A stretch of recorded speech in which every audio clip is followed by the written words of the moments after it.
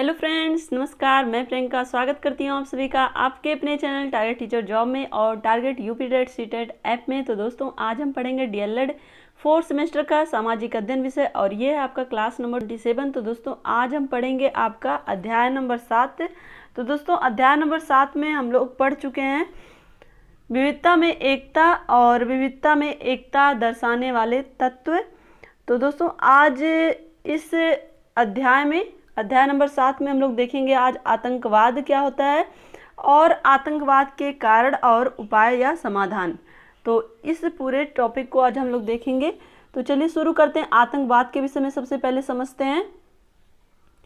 आतंकवाद निरपराध लोगों तथा संपत्ति क्षति पहुंचाने का आज का एक प्रमुख माध्यम बन गया है। तो दोस्तों, यहाँ पर देखिए आतंकवाद क्या होता है। आतंकवाद निरपराध लोगों यानी कि जिसका कोई अपराध नहीं होता है, यानी कि जिसका कोई अपराध नहीं होता, ऐसे लोगों को क्षति पहुंचाने, चाहे वो संपत्ति उनकी क्षति पहुंचे या फिर उनके जान माल को कोई नुकसान हो, तो इस तरह से हम कह सकते हैं कि वो क्या है, वो आतंकवाद है। दोस्तों, आतंकवाद शब्द का सर्वप्रथम प्रयोग ब्रुसेल्स में दंड विधान में समेकित करने के लिए 1931 में बुलाए गए तीसरे सम्मेलन में किया गया था। तो जिसके अनुसार आतंकवाद का अभिप्राय, तो दोस्तों यहाँ पर हम कहेंगे कि जो आतंकवाद शब्द है इसका प्रयोग सबसे पहले कहाँ किया गया था। इसका सबसे पहले प्रयोग किया गया था ब्रुसेल्स में। और वो किस लिए किया गया था कि जो तीसरा सम्मेलन था उसमें, ब्रुसेल्स का जो तीसरा सम्मेलन था उसमें आतंकवाद शब्द को प्रयोग इसलिए किया गया क्योंकि वहाँ पर जो इस तरह की घटनाएं हो रही थी उसमें किस तरह से दंड विधान किया जाए, किस तरह से दंड की व्यवस्था की जाए, इसके लिए आतंकवाद शब्द का प्रयोग किया गया था। तो दोस्तों, यहाँ पर देखिए जिसके अनुसार आतंकवाद का अभिप्राय क्या है। यहाँ पे देखिए, जीवन भौतिक अखंडता अथवा मानव स्वास्थ्य को खतरे में डालने वाले, बड़े पैमाने पर संपत्ति को हानि पहुंचाने वाले कार्य करके जानबूझकर भय का वातावरण उत्पन्न करना है। तो दोस्तों, यहाँ पर देखिए आतंकवाद का क्या अभिप्राय है। ब्रुसेल्स के तीसरे सम्मेलन में आतंकवाद का क्या अभिप्राय रखा गया कि आतंकवाद का मतलब ये होता है कि जो मानव स्वास्थ्य है, मानव जीवन है, उसको खतरे में डालना और साथ ही जो भी उसकी भौतिक अखंडता है, भौतिक जो सुख है उसको हानि पहुंचाना, संपत्तियों को हानि पहुंचाना, यानी कि जानबूझकर भय क्रिएट करना क्या कहलाता है, भय का वातावरण उत्पन्न करना क्या कहलाता है, आतंकवाद कहलाता है। दोस्तों, आज हम देखेंगे हमारे देश में अगर आतंकवादियों का कहीं पे सबसे ज़्यादा खतरा है तो वो है हमारा जम्मू कश्मीर। तो आप आए दिन सुनते हैं कि आतंकवादियों ने ये किया, आतंकवादियों ने वो किया। तो कहीं ना कहीं ये जो आतंकवादी संगठन होते हैं ये कहीं ना कहीं जो निरपराध लोग होते हैं उनको नुकसान पहुंचाते हैं और उनको नुकसान पहुंचाने का उनका कोई मकसद होता है। वो उस मकसद को पूरा करने के लिए ही लोगों को में भय का आतंक पैदा करते हैं। यहाँ पे देखिए दोस्तों, मुंबई में बम विस्फोट, अक्षरधाम मंदिर, गुजरात पर आतंकी हमला इसका ज्वलंत उदाहरण है। तो दोस्तों, आपको पता ही है मुंबई में बम विस्फोट और ताज होटल, आपको पता ही होगा बहुत अच्छे ढंग से। तो ये ऐसे आतंकवादी घटनाएं थी जो कहीं ना कहीं लोगों के दिलो दिमाग में भय पैदा करना चाह रही थी कि किस तरह से आतंकी अपने काम को पूरा ना होने पे अलग अलग तरह के लोगों को परेशान कर सकते हैं, एक तरह देश के लोगों को हानि पहुंचा सकते हैं। यहाँ तक कि संसद भवन भी आतंकियों के निशाने पर आ चुका है। तो दोस्तों, यहाँ पर हम देखें हमारे देश में भी आतंकवादी घटनाएं हुई हैं। तो एक तरह से ये जो आतंकवादी होते हैं या आतंक फैलाने वाले लोग होते हैं, ये अपने किसी कार्य को मनवाने के लिए भी, किसी उनका जो भी विश होती है, उनकी जो इच्छा होती है उसको मनवाने के लिए भी लोगों के अंदर भय उत्पन्न करते हैं। क्लियर? चलिए आगे देखते हैं। आतंकवाद के कारण।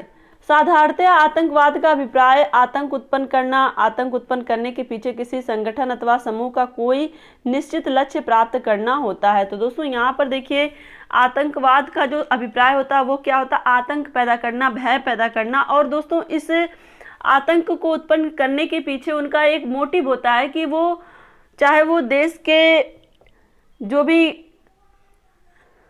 ऊंचे पद पर बैठे हुए नेता लोग हैं उनसे कुछ मनवाना चाहते हैं या अपने लक्ष्य या राजनीतिक या धार्मिक उद्देश्य को पूरा करना चाहते हैं, तो यहाँ पर हम कह सकते हैं कि उनका जो उद्देश्य होता है उस उद्देश्य को मनवाने के लिए भी आतंकवाद का सहारा लेते हैं। क्लियर? तो चलिए यहाँ पर आगे हम देखते हैं। देखिए, यह लक्ष्य राजनीतिक, धार्मिक, आर्थिक, व्यक्तिगत भी हो सकता है। तो दोस्तों यहाँ पे हम बात करें, जो आतंकवादी होते हैं उनका अपना लक्ष्य होता है, वो जो चाहते हैं वो उनकी अगर विश पूरी नहीं होती है तो लोगों के अंदर भय उत्पन्न करने के लिए भी आतंकवादी घटनाएं करते हैं। तो दोस्तों यहाँ पर हम कह सकते हैं कि वो अपने राजनीतिक इच्छा की पूर्ति के लिए या फिर धार्मिक या आर्थिक इच्छा की पूर्ति के लिए भी ऐसा करते हैं। दोस्तों यहाँ पर देखिए कुछ आतंकवादी संगठनों के नाम हैं। यहाँ देखिए LTTE, Hamas, red army, ISI, al-Qaeda, Lashkar-e-Taiba आदि आतंकवादी संस्थाएं कहीं ना कहीं अपनी जातीय एवं धार्मिक समूह की पहचान दिलाने के लिए नियोजित तरीके से इस गतिविधियों को अंजाम तक पहुंचाते हैं। तो दोस्तों आपने बहुत ऐसे जितने भी यहाँ पर हम लोग आतंकवादी संस्थाओं के विषय में पढ़ रहे हैं, ये संस्थाएं बहुत ही ज़्यादा पॉपुलर हैं और ये विश्व की ऐसी संस्थाएं हैं जो कहीं ना कहीं काफ़ी हद तक जान माल का नुकसान कर चुकी हैं। दोस्तों अभी बहुत जल्दी लगभग 1 महीने पहले हमास, जो कि एक आतंकवादी संगठन है, हमास गाजा पट्टी, आप बहुत ही ज़्यादा पॉपुलर न्यूज़ था, क्योंकि जब ईरान पर इन लोगों ने हमला किया था तो उस समय ये हमास जब हवाई हमले कर रहा था तो ईरान की ड्रोन पद्धति, इसके जितने भी रॉकेट छोड़े जा रहे थे हमास की तरफ से, इनके सारे रॉकेट को ईरान की ड्रोन पद्धति के माध्यम से हवा में ही उसको नष्ट कर दिया जा रहा था। तो ये बहुत ही पॉपुलर मुद्दा हो चुका था पूरे विश्व के लिए, यहाँ तक कि इसमें आप प्रत्यक्ष रूप से तो हम नहीं कह सकते, लेकिन आप प्रत्यक्ष रूप से यहाँ पर इस जो बहुत ही भीषण लड़ाई शुरू हो चुकी थी, इस लड़ाई को समाप्त करने में अमेरिका ने बहुत ही अहम रोल प्ले किया। तो ये सारी चीज़ें हम लोगों ने देखी, ये बहुत ही पॉपुलर मुद्दा था दोस्तों, हमास और गाजा पट्टी और ईरान का। तो आगे चलिए हम लोग देखते हैं आगे, क्योंकि दोस्तों अब ये बहुत ही ज्वलंत मुद्दा है पूरे विश्व के लिए। ये जो कोई भी आतंकवादी संगठन है, अगर उसकी मांगें पूरी नहीं होती हैं तो वो क्या करते हैं, जो निरपराध लोग होते हैं उनको नुकसान पहुंचाना शुरू कर देते हैं। इसकी जो भी सरकार रहती है उनको उनकी जो भी इच्छाएं रहती हैं उनको पूरा करने पर विवश होना पड़ता है, क्योंकि उन्हें अपने देश के लोगों की जान प्यारी है।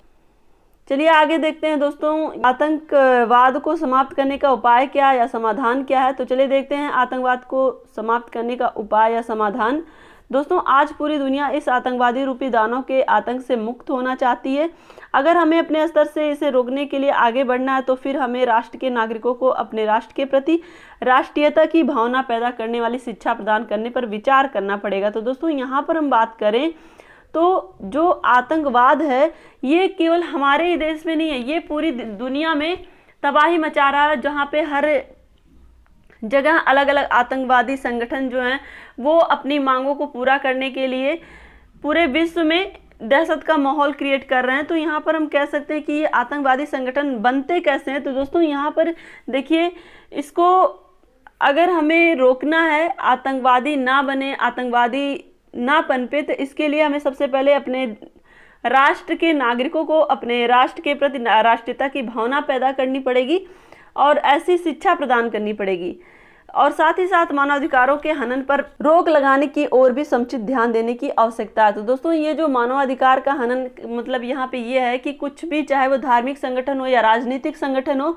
कभी कभी ऐसा होता है कि कहीं ना कहीं मानवाधिकार का हनन होने की वजह से भी वो अंदर से अपने आप को बिल्कुल अलग थलग महसूस करने लगते हैं और धीरे धीरे उनके अंदर इतना ज़्यादा आक्रोश बढ़ जाता है कि वो एक आतंकवादी संगठन बना लेते हैं और इस तरह से वो देश की सरकार को अपनी इच्छाओं की पूर्ति के लिए इस्तेमाल करते हैं, उनको धमकाते हैं, किस तरह से देश की जनता को परेशान करके। क्लियर? तो दोस्तों ये होता है आतंकवादी संगठन। तो इसको हमें किस तरह से रोकना है, तो हमें हमेशा, अगर हम बात करें किसी भी राष्ट्र की, तो उस राष्ट्र में राष्ट्रीयता की भावना पैदा करनी होगी जो राष्ट्र के लोग हैं, और साथ ही साथ जो मानवाधिकार का हनन हो रहा है उसको भी रोकना होगा, कि यानी कि यहाँ पर प्रत्येक व्यक्ति के अधिकारों का भी ध्यान रखना है कि जो भी वो अपने देश में करना चाहते हैं उनको करने का मौका दिया जाए, जिससे कि उनके अंदर किसी भी तरह के आक्रोश की भावना पैदा ना हो और वो किसी भी आतंकवादी संगठन से ना जुड़ पाएं और किसी भी तरह से आतंकवाद